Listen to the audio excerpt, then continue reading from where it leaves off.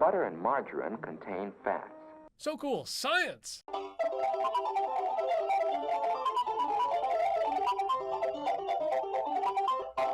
Are fats actually good for you? Well, that's a wicked cool question, which means we get to talk food, and that's a subject I could stuff my face with. You know, just like those cartoon characters. Snow cones or bars of candy. All right, we're going to get straight into this one, and we're going to start with breakfast, which is a couple of those toaster tarts. You know, because you can't just eat one. Like that chip commercial.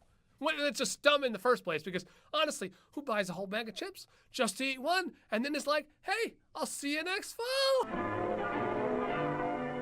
Okay, so after a while working on these videos, we take a little break. And that means it's time to munch on some lunch. So a beef stroganoff bowl would be 19 grams. And of course, after a long day working on videos, there's no better supper than a 10-inch pizza. Well, two. Okay, well, let's be honest. Okay, listen, I'm on the fitness train too, okay? Yeah.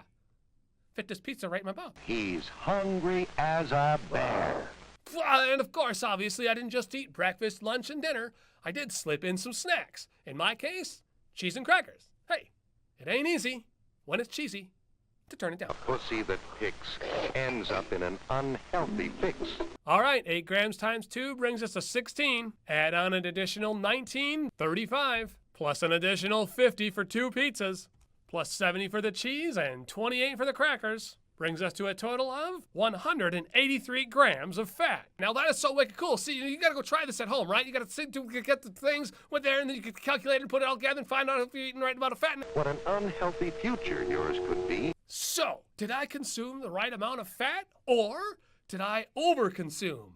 Well, the answer is, take a closer look at this. Fats are important in many different ways, such as a protective layer around internal organs, cushioning of the bones, absorption of vital vitamins, as well as coating neurons to stop short-circuiting. The correct amount of fats needed depends on age and activity, but if you're consuming a 2,000-calorie diet, you only need 70 grams of fat. Saturated fats, which are found in foods like beef, butter, and coconut oil, have hydrocarbon chains that are tightly packed. More molecular chains packed in the same area leads to a tremendous amount of energy. If your body is going to burn just a small amount of that energy, the excess will be stored in vacuoles in the cells and will lead to weight gain. Unsaturated fats, which are much healthier fats to consume, are found in olive oil, peanuts, and fish. These fats usually contain a double carbon bond and take up more space. These fats are much healthier since they don't pack as much energy as the saturated fats do.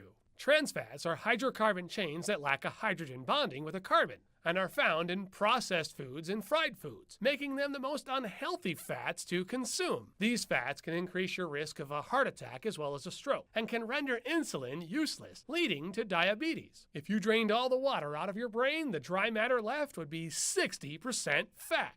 So now you know more about hydrocarbon chains. You know, being able to see how much fat you consume right at home is why science is so corpulent.